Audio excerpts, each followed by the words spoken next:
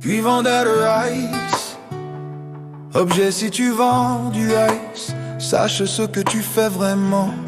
Destiné à ceux qui importent, vendent ou distribuent cette drogue dans nos quartiers. Te parler en face, pas avec des menaces, mais avec la vérité.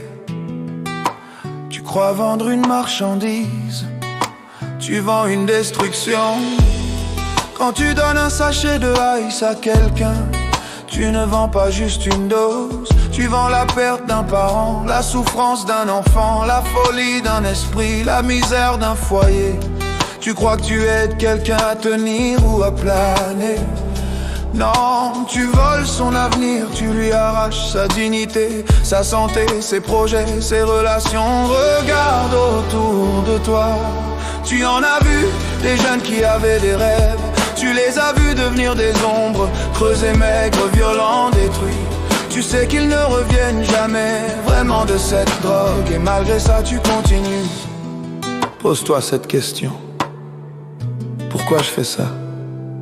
Pour l'argent? Oui, tu en gagnes. Mais quel genre d'argent est-ce quand il vient de la souffrance des autres? Peux-tu dormir tranquille en sachant que tu finances ton confort avec la folie d'un ado? Avec les pleurs d'une mère, avec le vide dans les yeux d'un enfant dont les parents sont accros. Et tu crois que ce n'est pas ton problème? Tu es responsable, chaque sachet que tu vends, c'est une bombe à retardement. Tu ne t'en rends peut-être pas compte, mais tu es en train de saboter ton propre peuple, ta propre communauté, tes propres enfants. Ce que tu construis aujourd'hui, c'est ce que tu lègueras demain. Si tu continues à vendre du ice, ne t'étonne pas de ce que deviendra ton quartier, ton enfant, ton frère, ta sœur.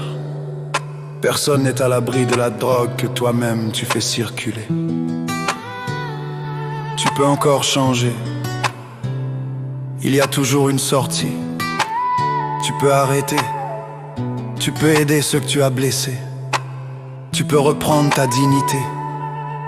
Tu peux devenir quelqu'un qui soigne, pas qui détruit. Il faut du courage, mais c'est ça. Être un vrai homme, une vraie femme, pas un marchand de mort. Ce message est là pour éveiller ta conscience, pas pour t'accuser, mais pour que tu regardes enfin en face ce que tu fais.